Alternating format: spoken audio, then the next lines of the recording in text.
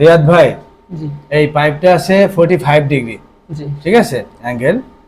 তো সবসময়ের জন্য যখন ওয়েল্ডিং করবা টসটা সাবধান, ঠিক আছে, যাতে পুড়ে না যায়। তো পজিশন দেখো কিভাবে কাজ স্টার্ট করবা, ঠিক আছে। ওভারহেডে যখন মারবা এই টসটা ধরবা, এই যে এরকম দেখো, এই ঠিক আছে। জি আর তোমার এই পিলারটা এই ভিতর থেকে এই পিলারের মুখ বরাবর থাকবে, ঠিক আছে, জি যাতে ছোট ছোট বাড়ি দিয়ে তুমি উঠে আসবা, যাতে তোমার রোডটা ইজি ভাবে উঠে চলে আসে, ঠিক আছে, এই ওভারহেডে, ঠিক আছে। আর তুমি যদি এইখান থেকে তুমি যদি পিলার ধরো, তাহলে এই পিলারটা ভিতরে আপ হবে না, ভিতরে ভিতরে আপ হবে না, শুধু জয়েন্টটা মিলবে। শুধু জয়েন্টটা মিলবে, দেখা নিচের দিকে ঝুলে যাবে, ঠিক আছে। এই জন্য তুমি পিলারটা যদি তুমি এই ভিতর থেকে এইভাবে ভিতর থেকে ধরে আসো, তাহলে তোমার রোড গ্যাপটা খুব সুন্দর করে চুরির মতো উঠে যাবে।